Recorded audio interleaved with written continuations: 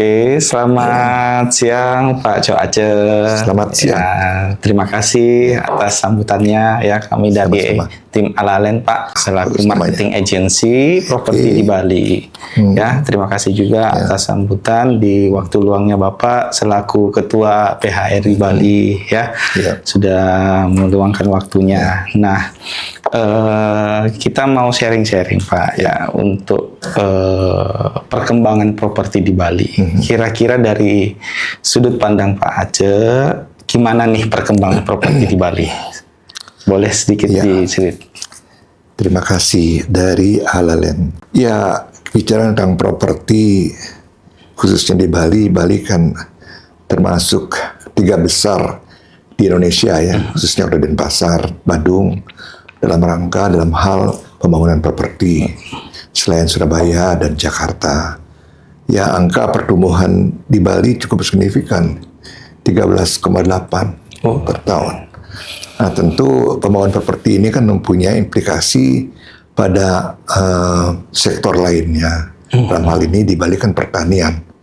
Sehingga alih fungsi lahan dari tahun ke tahun di Bali cukup besar sekali.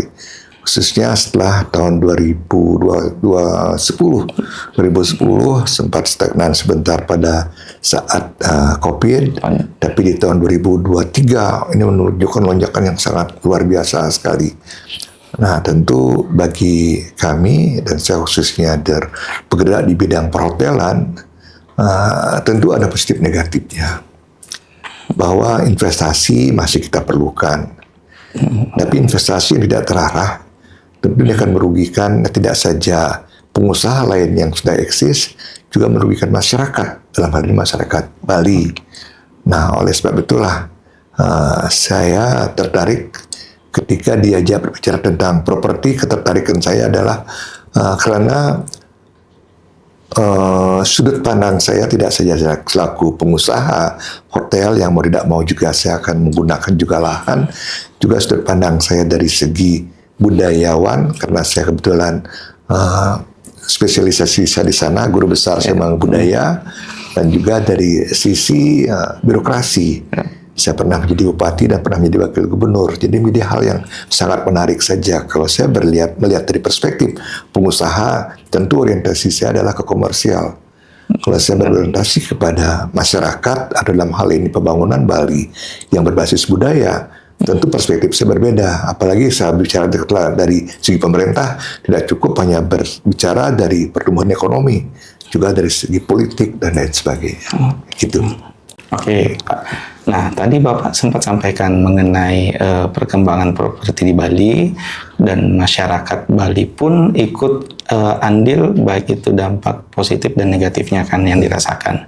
Nah, kira-kira untuk minat beli masyarakat di Bali di bidang properti ini seperti apa perkembangannya sekarang, Pak? Ya, kalau saya bisa mengsegmentasi minat orang Bali, ini sesungguhnya ada 2 kelompok besar. Kelompok pertama adalah kelompok pengusaha, dan yang kedua adalah kelompok non-pengusaha. Apakah dia pegawai birokrasi, ataukah dia mungkin mahasiswa atau pelajar. Kalau mahasiswa pelajar dan terkait dengan pekerjaan orang tuanya sebagai birokrat, tentu akan mencari kawasan-kawasan dekat dengan kantornya. Misalnya Denpasar, daerah Renon, kita lihat banyak juga tumbuh daerah-daerah hunian yang tentu sangat terkait dengan adanya kantor gubernur di sini. Tapi kalau kita melihat segmen orang Bali selaku pengusaha, tentu sensitivitasnya dia sebagai pengusaha, dia akan tertarik menginvestasikan uangnya di kawasan-kawasan yang bertumbuh. Misalnya sekarang lagi tren daerah Munduk, Singaraja, kemudian daerah Pemutaran di daerah barat Bali, dan beberapa tempat lainnya. Nah, ini yang terjadi kalau kita bicara tren atau ketertarikan orang Bali untuk berinvestasi. Secara umum, kalau masyarakat pedesaan itu tidak tertarik dia, karena mereka terikat sama lingkungan budaya setempat. Dan sesungguhnya pun mereka sebagai orang Bali yang terikat dalam lingkup kerama desa. Kita di Bali ada desa Pekeraman, ada kerama desa Pekeraman ada wilayahnya, kemudian kerama desa adalah orangnya. Mereka terikat sama awe-gawe di sana. Mereka menggunakan tanah-tanah desa yang memang disiapkan oleh desa. Jadi ketertarikan mereka untuk katakanlah pindah ke desa lain itu sangat kecil. Mereka terikat sama adat istiadat setempat di sana.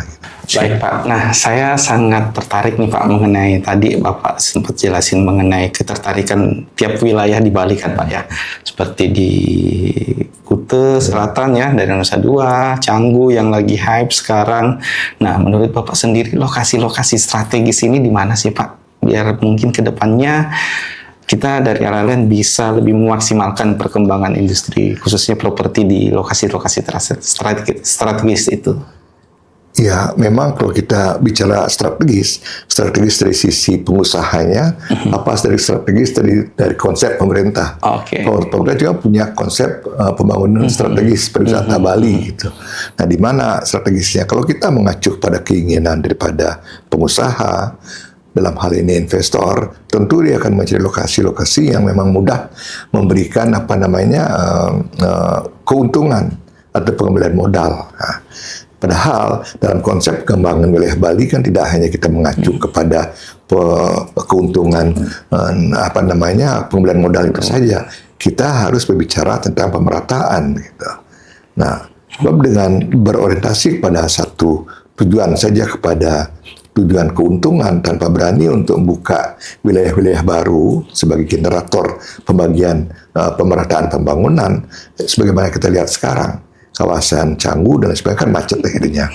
Nah, padahal kalau kita bicara Bali secara keseluruhan, di samping memang ada tata ruang yang dibuat oleh pemerintah, di samping memang karena kondisi geografi, apakah pantainya yang indah, pantainya yang bagus dipakai untuk surfing, diving, apakah alam pegunungannya, terasering yang bagus, dan lain sebagainya. Nah, di samping daya tarik tersebut, kekuatan-kekuatan tersebut, juga yang harus diperhatikan adalah karakteristik. Di Bali kita mengenal dua dunia. Kalau saya boleh bicarakan, ada dunia skala, dunia di skala. Kalau saya ngomong sekarang pemandangan yang indah, itu kan baru kita bicara dari pengamatan skala kita saja.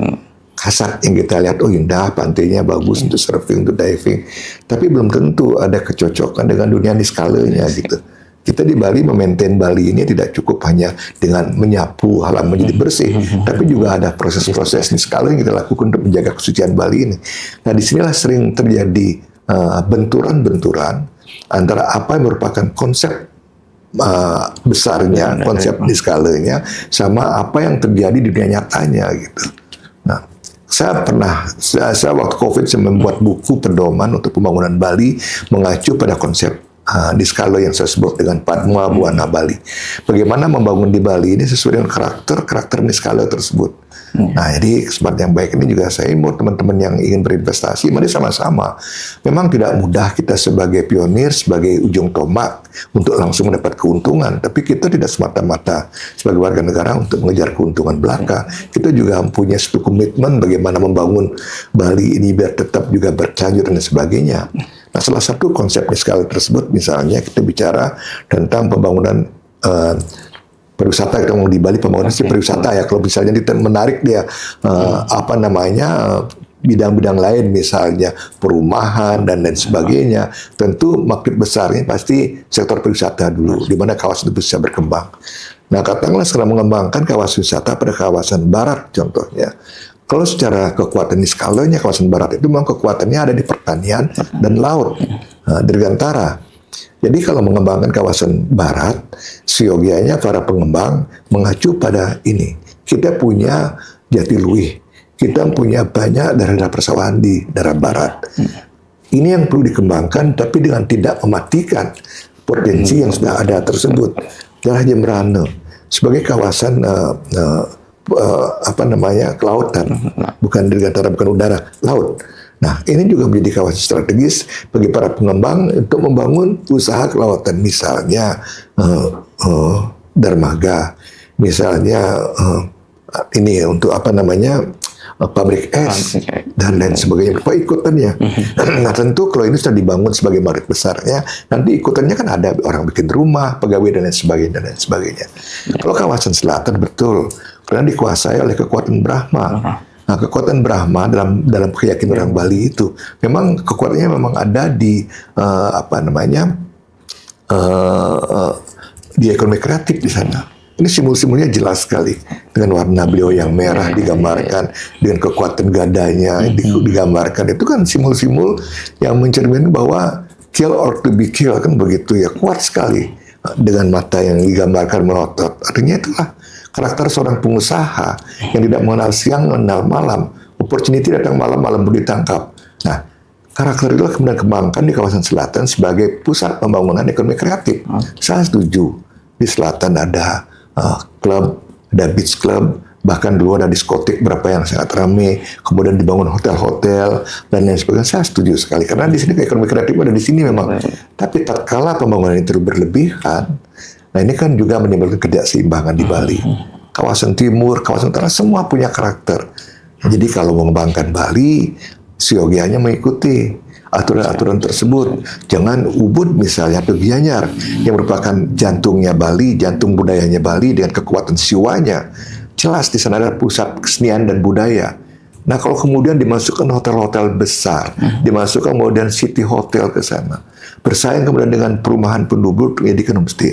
Kalau dulu homestay, kalau masyarakat di Ubud misalnya punya kamar 3, punya kamar 4, dia sewakan 200.000 sebagai homestay, dia mendapat penghasilan 10 juta katakanlah bersih sebulan. Dia kan gunakan untuk upacara. Ini dia gunakan untuk memaintain budaya itu.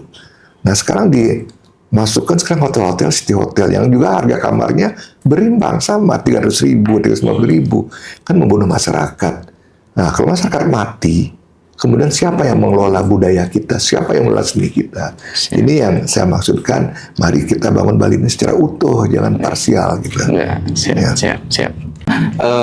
Tadi kita sempat singgung, Pak. Bapak sempat singgung mengenai investor-investor yang akan masuk atau bertransaksi properti di Bali. Berikut dengan saran-saran yang Bapak sampaikan. Nah, sebaiknya nih Pak, untuk para investor yang akan berinvestasi di Bali, memilih properti atau wejangan-wejangan buat investor-investor inilah sekiranya bagaimana sebaiknya mereka untuk melangkah sebelum masuk ke bertransaksikan properti di Bali ini. Ya, bagi kami masyarakat Bali, tanah merupakan suatu hal yang mulia. Orang Bali menggambarkan tanah itu sebagai ibu. Orang Bali menggambarkan langit itu sebagai ayah. Gitu. Makanya di Bali ada namanya Bapua Kase, Ibu Pertiwi. Gitu. Tentu dalam hal ini tidak saja kami berusaha untuk mengembangkan untuk pemenuhan kebutuhan hidup, tapi juga kami juga harus wajib menjaga tanah tersebut. Gitu.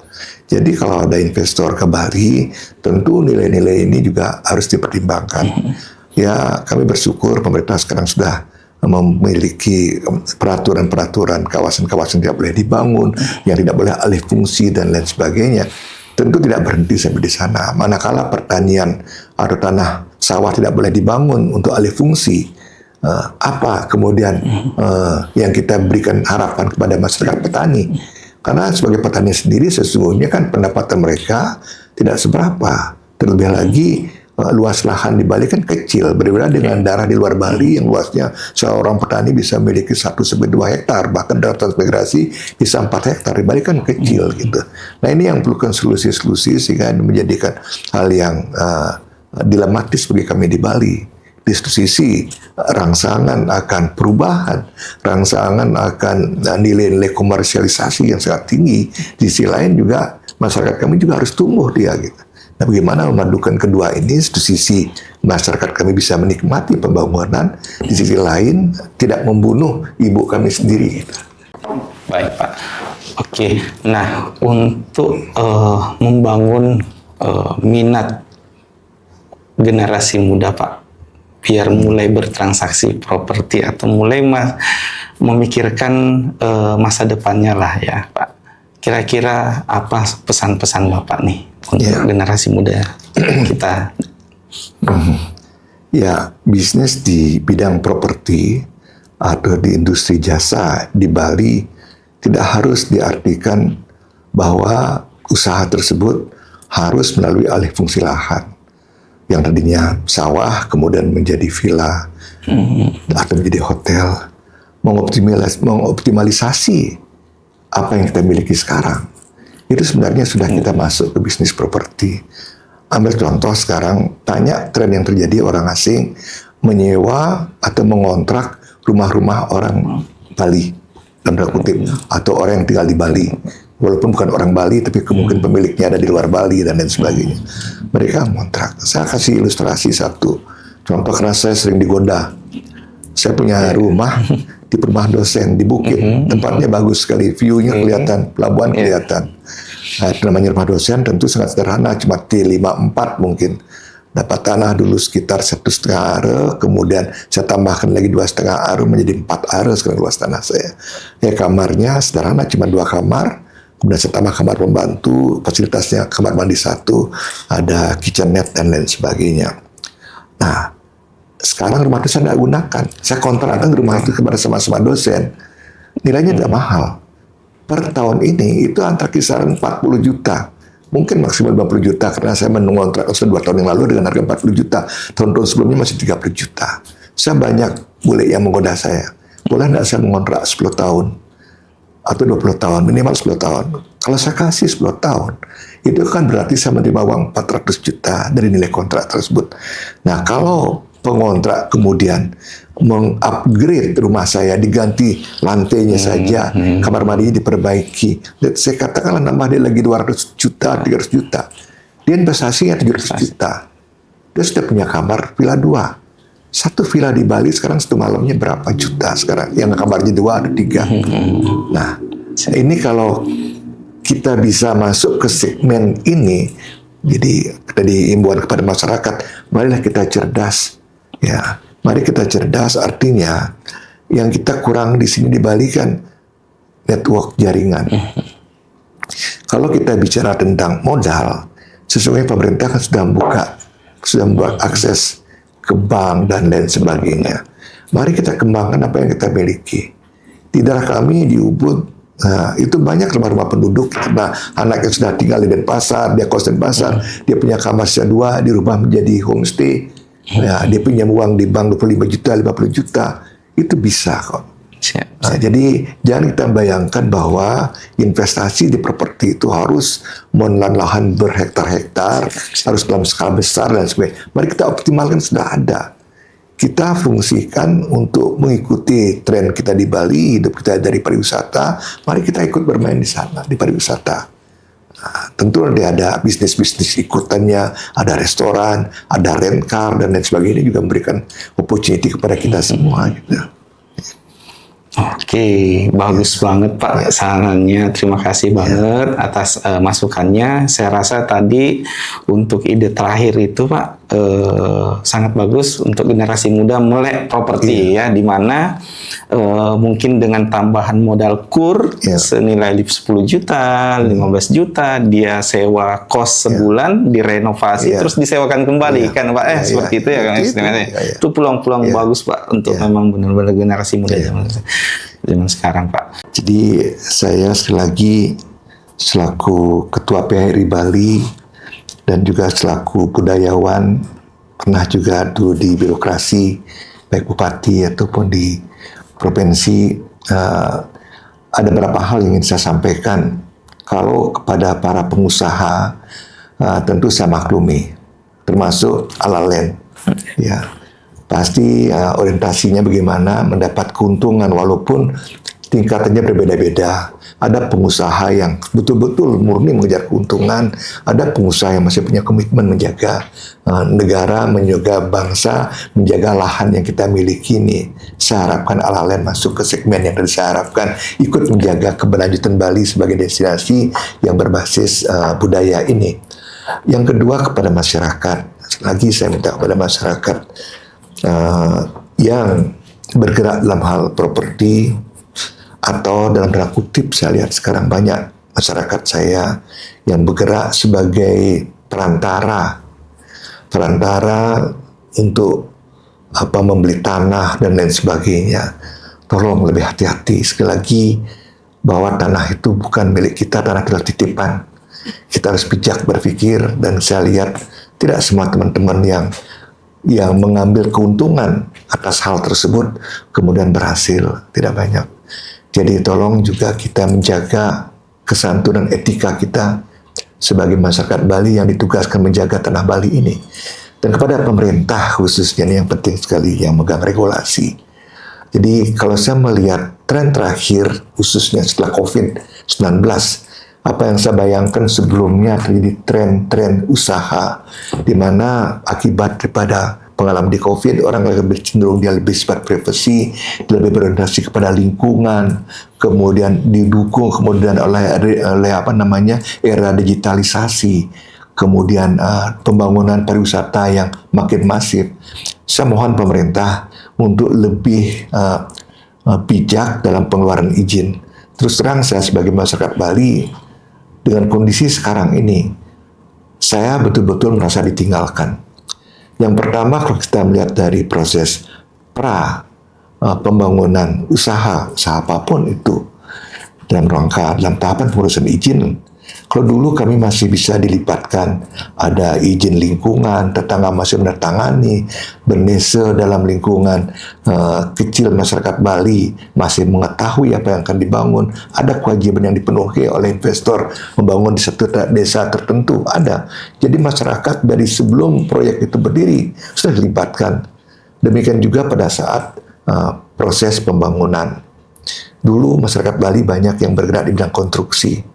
Tapi dengan alasan atas nama orang Bali banyak liburnya karena banyak upacara, maka para pengembang kontraktor lebih senang memakai masyarakat atau penduduk luar Bali.